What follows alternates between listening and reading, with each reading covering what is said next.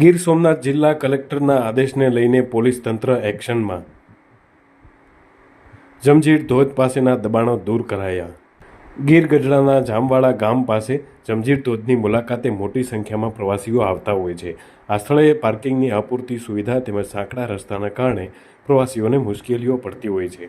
આ બાબત ધ્યાનમાં આવતા જિલ્લા કલેક્ટર દિગ્વિજયસિંહ જાડેજાએ જમજીર ધોધની રૂબરૂ મુલાકાત લીધી હતી અને આ સમસ્યાના કાયમી નિરાકરણ માટે આ જગ્યાની આસપાસની સરકારી જમીનમાં બિન અધિકૃત દબાણો આઈડેન્ટિફાઈ કરી જિલ્લા જમીન દફતર નિરીક્ષક ગીર સોમનાથ દ્વારા માપણી કરાવી સરકારી સર્વે નંબર 49 પૈકીની જમીનની હદ નક્કી થતાં તેમાં જુદા જુદા આસામીઓના ખેતી તેમજ બિન ખેતી વિષયક દબાણો ધ્યાને આવ્યા હતા।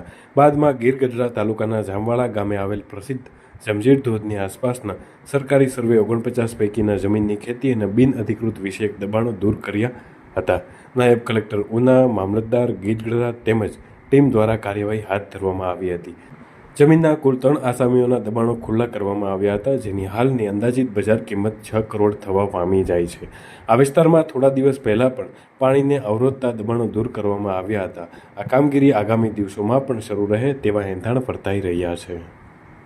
આપણે જામવાડાની અંદર જમજીરનો ધોધ છે, જેમાં મોટાભાગે સહેલાણીઓ ધોધને જોવા માટે આવતા હોય છે। તાજેતરમાં જ એક ઘટના બની જેમાં એક ભાઈનું જામનગરથી આવ્યા હતા અને લપસી જવાથી પાણીમાં પડવાથી મૃત્યુ થયું છે। જે અનુસંધાને માનનીય કલેક્ટર સાહેબ અને લોકલ એસડીએમ અને મામલતદારશ્રી દ્વારા જોઈન્ટ વિઝિટ કરવામાં આવેલી અને ધ્યાન ઉપર આવેલ કે પ્રવાસીઓ જે આવે છે ચોમાસામાં એ પોતાના વ્હીકલો પાર્ક કરે છે। પાર્કિંગની જગ્યા નદીની બહુ નજીક છે અને રસ્તા ઉપર પણ કેટલાક દબાણો ધ્યાન ઉપર આવેલા, જે તાત્કાલિક અસરથી માનનીય કલેક્ટર સાહેબની સૂચનાથી સર્વે કરી અને જે રસ્તા ઉપરના દબાણો હતા એ દૂર કરી અને રસ્તા પહોળા કરવામાં આવ્યા છે, તેમજ વાહન પાર્કિંગ માટેની વ્યવસ્થા પણ ઊભી કરવામાં આવી છે।